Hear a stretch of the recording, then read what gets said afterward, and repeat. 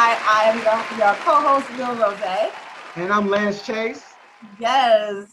And we And have the honor to speaking with none other than a legendary of the cool of the gang. How you doing, Walt? Walt Walt Anderson? Yeah, Anderson, Walt Anderson. yeah. Hey How Yes. you Walt, doing? how you doing, man? I'm doing great. I'm doing great. How y'all doing? Good. Good.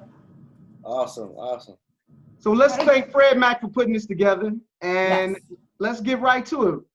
So Walt, what you been doing with this quarantine, man? How you been surviving? What's it like over there? It's been cool, man. As you can see, I got my setup here at home. So this is what I've been doing every day, man. I wake up in the morning, I come right here, I start working on music. I start writing songs, and yeah, I've been really inspired, man. Just I haven't been home in a while because we travel so many days of the year. We travel about over 100 days of the year, so it's good to be home, staying put. I haven't been home for this long, and maybe over 4 years. So Wow. it's been nice being at home, being able to work on some music. So how has like the COVID, this whole pandemic, how has it affected you and your family? Um, you know what? It's actually been a good thing for me because, like I said, I haven't been home this long. In Mhm. 4 years, I got a wife, I got two kids. So um, it's allowed me, afforded me an opportunity to uh, create more music at home. When you're on the road traveling, I still do it. I'm still able to write music and record while I'm on the road, but not like this. Every Mhm. day, waking up in the morning. It's a lot. Usually, it's a lot of traveling, and we're tired on the road, and my tardiness stops me from being able to record a lot. So I'm home, I'm recording, I'm home, I'm spending time with family. We're Mhm. stuck in the house together. We're catching up on tons of movies, and so it's been pretty good for me. And not too many. I haven't heard of many stories about friends or family being affected from COVID-19 thus far. So that's been awesome. That's a That's good. blessing. That's good. That Yeah. is So such a blessing. let me ask you. So have you picked up any new skills? Are you learning how to cook a couple of things? What have you been Uh, doing domestically in the house that you weren't used to doing? yeah, I'm picking up a lot of new skills. I've been cooking. I knew how to cook before a little bit, but I kind of got a little rusty, so I had to kind of like get my skills a little back. I think I Right. messed up the first dinner though because, well, we won't go into that, but I had a chance to redeem myself the second time, and everybody ate all of it up. So I got my cooking skills back. I'm a real big tech guy, so like I like electronic stuff, videography, photography. So I've Okay. been picking up my camera again and shooting some pictures, getting on the internet and learning some marketing things. Like I'm into all that type of stuff. So I've been really getting into that kind of stuff lately. Nice. So have you stayed in contact with any of the rest of the band members? Do you remember any advice that they ever gave you, or maybe something even recently? Yeah, we're in contact all the time. We're still working on music remotely. Um, I think our last show was wow, March. We were actually getting off of a cruise ship, and but luckily that cruise ship was safe. Yeah, right, right. Yeah. Yeah, but right after we got off, man, they put everything started shutting down after that. So since March, we've been here home. But yeah, we keep in contact all the time. I was just talking to Ronald Kelly's Bell Mhm. for the past 3 days. Actually, every day we're working on something. So you guys make sure you stay tuned to the coolingthegang.com website and all their pages to know what's happening on that side of the camp. They'll tell you everything that's going on over there. But yeah, we're always in contact, and we're ready to hit the road again as soon as we are able to. So let me give a quick read to you. This is Fam Spotlight featuring Walt Anderson, lead singer of Kool and the Gang. And we want to thank Fred Mack for putting this together. So let's get a little into your background. I know you said you was a tech guy earlier. Tell me a Uh-huh. little bit about how that biography thing came together, that picture that you put together on your website about your Oh yeah, background. yeah. So I started out in the church uh, playing the drums. And it was just a small storefront church with my grandfather and my family. And my dad was playing the keyboard. And then I kind of worked my way from the drums to the keyboard, piano, and then started playing some songs. And I taught myself by ear to play the piano in church, playing for the choirs and different groups of people that came to the church. So that's kind of how I learned to play. So piano is my main instrument. And then later on, I play a little guitar now, but later on I started to get into writing music. And my brother had wrote my first rap. Shout outs to A. Stevens. He wrote my first rap song. And we had a rap group. So we were like rapping, and we were like the local celebrities, I guess, hometown celebrities at home, because we were able to put out music and put it in the stores right next to the shelf, right next to the other artists that were big time right there. It was called something called consignment. And we figured out a way to get our CD there. So everybody at home was like, yo, how'd you do that? Like, so we were like the local celebrities, you know, because they didn't know how we did it. We were in every store locally, and we sold out all our CDs. And so the very first thing, the very big first thing that I did was making the band too with P. Diddy and MTV. Yeah. So I was on that show, and I went in line to rap. Like, I had it wrapped all together, and I had my keyboard with me because I had a track that I had made that I wanted to rap to. The guy Dennis, he took me to the audition, and so I was in line to rap, and it was like hundreds of people in Philadelphia outside. And as I got closer and closer and closer, like you can hear the last few people do their audition. Right. You know, you can't see it, but you can hear it because, you know, the door's right there. So all you hear is a bunch of rappers like, yo, getting ready to start. And then they're like, all right, thank you, you're done. And I'm like, dang. So I'm wondering, like, what am I going to, like, I hope that don't happen to me. Right. So I got in line, and I had my keyboard, and I decided the last minute, I said, I'm going to sing. I had this one song that I wrote, and I was like, you know what? I'm going to play that song, and I'm going to sing it. And Word. Played it. The audible, huh? Change direction. Man, right at the last minute. Yeah, and so I played it, I sang it, and they let me perform for about a minute and a half. And then after that, they stopped me and they told me to go to this other room. I didn't know if I made it or not. And when I went to the other room, that's when they had you sign all this paperwork. So I was like, oh, okay, I guess I made it. So I made it to the next round and the next round, and eventually we performed in front of Diddy, and they let me play my keyboard and sing. And I've been doing that ever since, man. I stopped rapping ever since.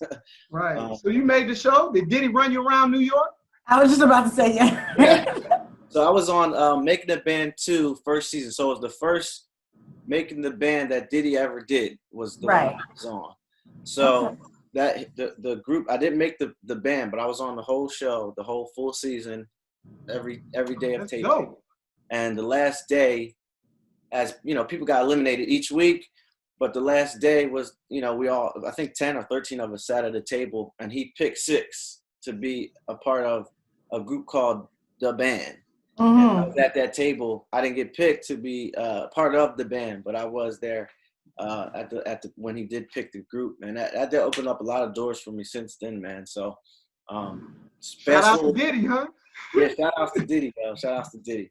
How was, so when you said they opened a lot of doors, like what was like as soon as you got off the show, how was like the experience? Like, I mean, I know you just told us kind of what the experience was, but the experience after the show. So what was it like? You just got phone calls, people just finding your number? Something like that. Yeah, I have met a lot of different people. I got management. I traveled to Europe a few times to do shows. Like, it was crazy because like right after the show, like I was like one of the laid back guys on the show. So they really aired. The airtime came from drama. So like if you had a lot of drama, if you were fighting, if you were cussing, if you had a lot of sounds like reality. Yeah, right. So if you had like reality TV, right? Yeah. So some of the guys were like getting in trouble and coming home from jail, and like just different stuff was happening. And I was a laid back dude, so I was just there to write and sing, and try to make the band. But I didn't know how it would be aired until you know, after it was over and they aired it, so I could see like it was like, oh, this is real reality TV. But after the show, I brought all that up to say this, like even with the airtime that I did get, which was minimal, you know, though I was there the whole show, but I didn't get any drama. So, but the airtime that I did get, man, I couldn't walk anywhere. I couldn't go to the mall. I couldn't, and I couldn't go to events without people. Oh, that's the guy, you know. So, yeah. So you were a reality superstar at that point. yeah, at a moment in my life, yeah, that happened. So, and then I went to Germany because I don't know how that happened, but the management set up, or I don't know if they knew somebody in Germany, and they How wanted. is Germany? I've never been. It's like, cool. Yeah, it's nice. It's a nice place, nice vibe. We went there to do a few club dates to sing. Mm-hmm. And man, that was surprising to me too, because when we went there, you know, they were a little behind, so the show aired later. So when we went there, it was even times 10, like people like recognizing, and I'm like, well, that's crazy, you know, because I'm like, I only had a few spots of airtime, and then they still notice it. But I guess the reruns really make a difference. TV is crazy. So it was a great experience. It opened up a whole lot of doors for me. Even today, you know, just being able to have that on the resume, it at least makes people pay attention to, you know, people that wouldn't have paid attention before. So jumping off of that, your career, you started doing solo projects, and how'd you end up with Kool in the Gang, man? How'd you get to Kool in the Gang? Okay, so so after making the band, after, you know, stuff started dying down, I was working at the church. I was playing the organ for church again, another church. And well, you went all the way back to your roots, huh? You came all the way back down, huh? Yeah, no, I never left that, man. I always, you know, even when I was traveling and doing different things, when I come home Sunday, that's where I would be on the organ. So I was playing and work. I'm still writing music, things like that. And the guy I mentioned earlier, Sky Dennis, he knew somebody that knew the Kool in the Gang camp management. He had a CD, and he ended up going to one of the family events and playing it for him. And from that moment on, shout outs to Adele Bayan. From that moment on, they wanted to work with me as an artist and a writer, and they just so happened to be working with Kool in the Gang because they're family members too. So they were working on some music, and they were like, "Hey, Walt, you know, we're working on some music. See what you can do with these tracks here." So I took the tracks home. I wrote to them. I sent them back in the email. They loved them. And Ronald Khalees Bell, which is one of the founders of Kool in the Gang, he said, "Yeah, I got to meet this guy," you know. So he invited me to his house, and we had a conversation about them using the material or me singing it and traveling the world and, you know, having this experience with them. And he said, you know, think about it, make a decision. Obviously, I thought about it and made the decision real quick. Right. The world with Kool in the Gang. So, and that was to be the lead singer, or just at first? That was to sing one song. Really, I had one song that they put out. What's the name of it? It's called That's Sexy. Called Sexy. Where'd you get yours? Oh, DJ Life. We got that song. Let's okay. Hear a little bit. All right, cool. Oh, DJ. So wait a minute. You mean to tell me a church boy, good old church boy like yourself, is thinking about sexy all the time? Obviously. Yeah, you that's know. The joint, man. So that puts you on, huh? You know, church folks are the worst folks. I was just about. Okay. Don't get it twisted. So when you. Oh, sorry. Go ahead. Go ahead, Rose. Oh, so I was gonna say, so while joining the group, I'm sure there was a lot of different things that you're used to as an artist, as they are as a group and artist as well. Was there some things you learned from it, or certain things that they kind of changed for you to justify, like, as you guys as a new group together? Oh, most definitely. When I came into the group, I was doing a lot of solo stuff. So I had bands back at home, Coatesville, shout out to Coatesville, shout out to Westchester, Chester County, and as a whole. You know, I was singing solo, and I had the band behind me. And then to come into Kool in the Gang, and it's like it's a whole, we have sometimes 14, 10, 11, 12, 13, 14 people on stage, horns and drums and other singers and keyboard players and saxophone, all that stuff. So being in a group, and we all work together. It's not like one guy singing the lead and he's like the forefront. It's like everybody has shine.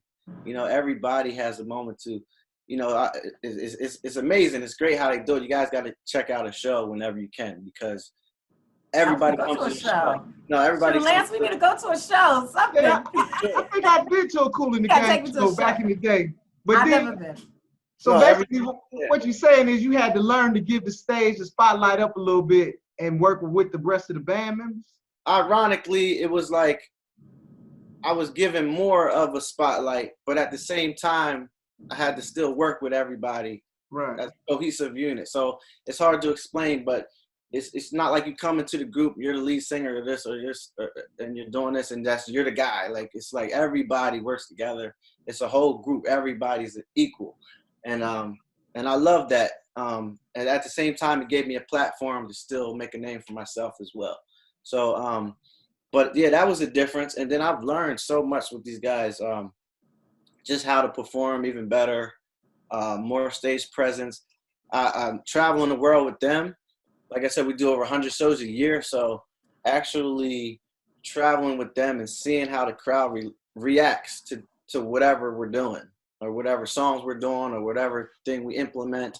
It really helped me kind of build my songs and the stuff that I'm writing, and it kind of changed the way that I view a lot of my writing techniques and stuff, just to see, now that I know what moves the crowd, I can kind of like pen what I need to pen in order to, possibly have a hit record.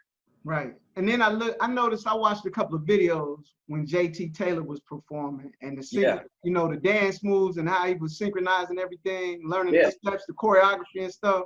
Yeah. But when you play into the crowd, do you get more action when y'all dance together, or when y'all, it's like Morris Day in the time when they used to slide across the stage and stuff. I saw that. So how was it adjusting to the choreography and stuff like that? I was cool. That was one of the things that I wasn't doing a whole lot of when I was performing solo. And coming into the group, man, it was a definite drastic change. Like, I didn't think coming to Kool and Gang, I'm thinking, it's an older group, I'll just be there singing, doo-wop, whatever. Now, Kool and Gang, they move. Like, the whole show is energetic. Like, you guys need to check out a show. You won't see another one like it, trust me. But, and you'd be surprised at, these guys that are up there in age, man, the energy that they have. There's guys, one of the guys is flipping on the stage, like, and he's up there up pushing 70. And we're all moving, and it's every song, the whole show. So that's also been a thing that I've learned too from them is, people the music is one thing, but the performance, man, that's what makes people keep coming back, and that's what keeps them working over 100 times a year, is because the show is crazy. People want to see entertainment. They want to be entertained. So now, when I, God willing, do my own thing, I'll know how to entertain people in that way, because I've learned it from the best. Right. Exactly. Right. Yeah. So now, I want to quiz you on something, because I want to know if you know your history on your group. Now, I got a computer here. I got Google right here. No Google. No Google this time. That's what all homeschoolers do. This ain't gonna be, I know, right? That's what homeschoolers do. We ain't doing that today. Just a little quick. Just give me one of the other names Kool and the Gang were referred to at, or they had a lot of names they came up with back in the day. So give me, I'll say one, but if you could give me three. No, don't give me one. Don't give me one. The Jazzy Acts, Kool and the Flames. Okay. That's all I know for right now. Okay. Yeah. I'll let you get that one. I just needed one. All right. Yeah. So following up on that, I'll go with getting in the group. How familiar were you with the material? Like, what was the songs that you knew, and what songs did you had the ones that took you a while to get under your belt? Like, what's your favorites? surprisingly, like when I joined, I had to learn some songs, obviously, but I didn't know how much Kool and the Gang music I already knew as I was learning the songs. And that's what a lot of people say too when they come to the show. Like, they're like, okay, Kool and the Gang. Like, they know Celebration, you know. Right. They know some stuff. But then when we play, like, Get Down on It, Ladies Night, Summer Madness, Joanna, Cherish, Tonight, Jungle Boogie. I like that one. I mean, there's so many songs, Right? and it's like, Which one you got? wow, like this is all them. Like, you know, that's a lot of people say that, and that's the same thing I said when I joined the group. Like, wow, like all these songs. Like, we do an 1.5-hour show, and we could do an 1.5 hours more of just other material because they just have so many hit records. So it wasn't that hard learning the songs because I kind of knew them. It was just kind of getting the words exactly right. Because this is one of the most sampled bands of all time. I think they were sampled maybe almost 900. I'm not sure how many times, but they're one of the most sampled bands ever. So I've heard their music time and time again and didn't even know it. You know, Diddy sampled it. It's in other music. Will Smith sampled them. Everybody sampled Kool and the Gang. So I've heard this music a lot before I joined the group. So it was kind of like an easy transition. I just had to learn like exactly what they wanted and how the words went exactly. You know, I might have been singing a few words wrong before, but now I know. So now, when you guys are writing new music, I know you said you wrote some songs as well. Is it like a collaborative, like now that you're part of the group, is it more like a collaborative effort, or is it more like, hey, I got this song, let's hear how it goes, and then they're like, okay, yes, or, yay or nay, or type Like, what you got in there? Yeah, it's always a collaboration. So like, I can bring an idea to them, and then by the time it's all over, everybody, has their own input, and it's all about building it to make it a better song. And then they can bring an idea to me, and I'll build from there, and then we'll send it back. So it's a lot of sending back emails. By the time it's all done, like everybody's put their input in it, and it's like a family,